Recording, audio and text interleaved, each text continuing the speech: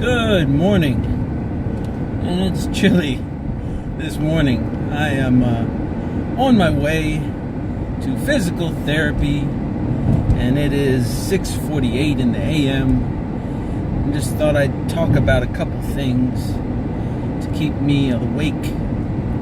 Hope you're having a great day, great morning, or afternoon, evening, whenever you're watching this. First up, I don't even know if you guys know, but yeah, I'm in physical therapy, aqua therapy for my back. I hurt myself. I was working as a inventory manager for a pet food company, pet supply, pet company. Hurt my back, so almost for a year now, I've been in physical therapy, whatever, and dealing with this, and trying to get better. So this is one of the 3 days a week I go to therapy for my back. Yay!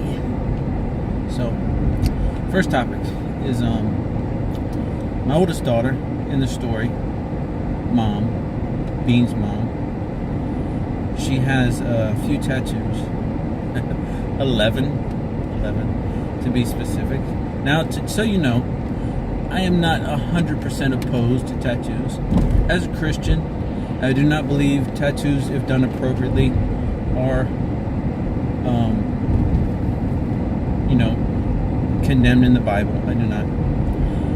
Because it says, do not scar yourself or mark yourself for the dead. Okay? That is different than a normal tattoo. Okay? That is not what she does.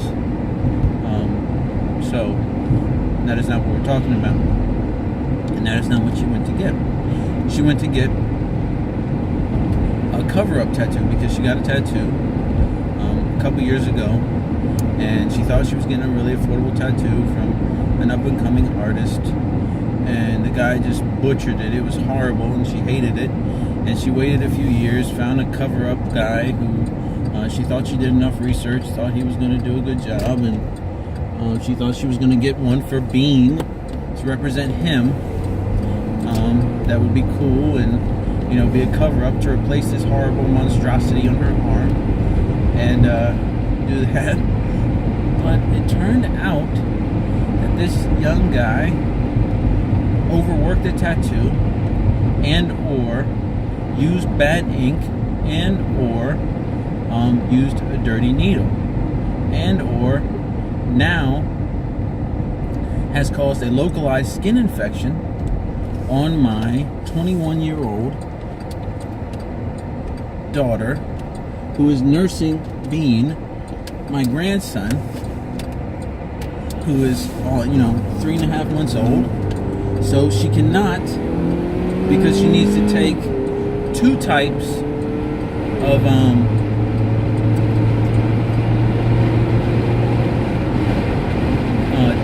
of medicines now, and pain medicine, because she was in so much pain, she was crying. She needs to take two types of medicines. She can't breastfeed him now for 10 days. So she called the shop owner. The shop owner was like, "Oh my God, I can't believe this." He did the same thing to me. He did a tattoo on my chest, and I think mine's infected too. So they sent pictures to each other, and she said, "You come back," and because the way the shop works is the guy, gets 50% of whatever he makes to the shop owner, and he gets the other 50%. He said, "Well, I'm gonna refund you everything he gave me, and I'm gonna tell him he needs to give you back what you gave him." So my daughter, says, "Well, come back up here this day," and one of her very dear friends, Zaddy, on the story, says, "Well, I'll take you up there," and so because it's hard for her to drive, and she's on this pain medicine, which is super strong, and so we're watching Bean, and Zaddy drives her up there, and the guy, first of all, doesn't even want to meet her. He tries to wiggle out of it, says, "Oh, I know I'm supposed to be there, but it's going to take me too long to get there. Can you come another day?" And this is when she's already almost at the shop. Well, this is her off day, so she's like, no, wait. I don't have to be anywhere. I can wait at the shop till closing if you want to. He's like, fine, I'll come. So he finally shows up. So he says, well, what are we going to do?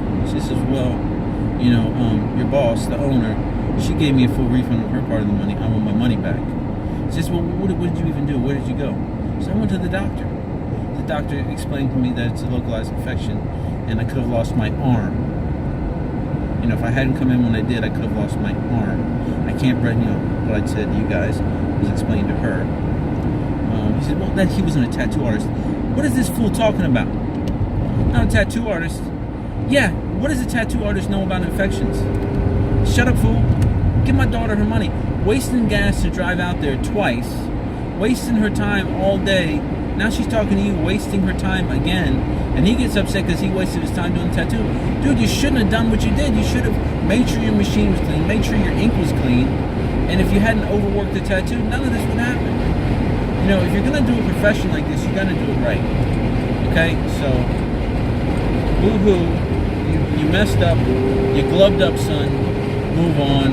And now, word of mouth, you're going to screw yourself up because now you're pissing off my daughter, who is normally a wonderful, kind, and very passive young lady. Wonderful Christian woman. But she's past that now because she's getting resistance from this man who was wrong.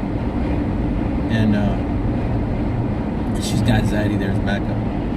So Zaddy starts to come to her defense. And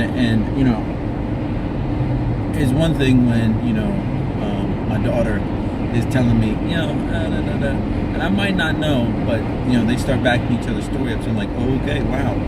And so I'd love to hear your thoughts on this. She was like, well, I kind of wish Dad was there. And I'm glad I wasn't, because as a Christian man and someone who knows myself and knows the man I used to be, I don't know that I could have been there and not done something, not said something, not allowed that man in me that's supposed to be gone and buried to come back out. Because, first of all, supposed to have been a professional. And, the tattoo was maybe 6 inches long, 2 inches wide. And I don't remember the exact amount of hours that he spent on it, but, he wasted her whole day. And it probably should have been at least 2 sessions, maybe 3. And I don't know if you guys have tattoos or are familiar with tattoos. But yeah, it should have been, like I said, multiple sessions. And, he just wanted to get paid then and there. And instead of telling her to come back and hoping that she came back to him, he just wanted to get paid then and there, get it done, get it over with.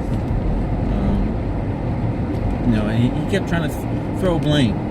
Blame the ink, blame my daughter. Oh, you got sensitive skin. Like I said, she has 11 other tattoos, all with the same different color types of ink, blues, doesn't matter the color. Never had this type of reaction, so and she did her research and she felt super bad about it, super bad for having us watch Bean in the first place so she could go out there and get this done. Felt bad in the first place because this was, again, a cover-up on a tattoo that had that didn't look right in the first place. She knows I don't like tattoos, especially on my kids. I just never have. Like I said in multiple things that I've written, I believe in natural beauty. And I think my children, my wife, are naturally beautiful. I one time thought about getting a tattoo of myself just of my wife's name, but I decided against it. So, and my children are their own people, and they have a right to make their own decisions. So I do not stand between them and their right to do that. And it's her money, her husband's money. So what she decides to do with it, I'm not going to fault her for doing that. And this was not her fault.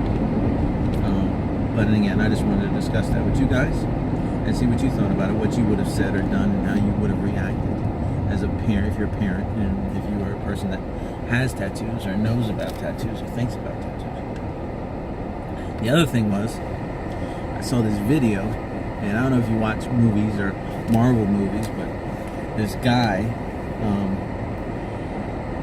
he had the audacity, the unmitigated gall to say that Black Panther was the most racist movie ever, you know. And it's one thing not to like a movie. That's your opinion.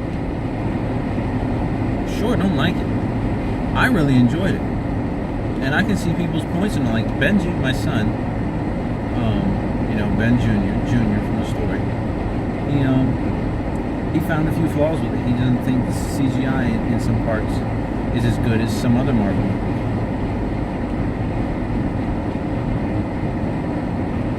I disagree.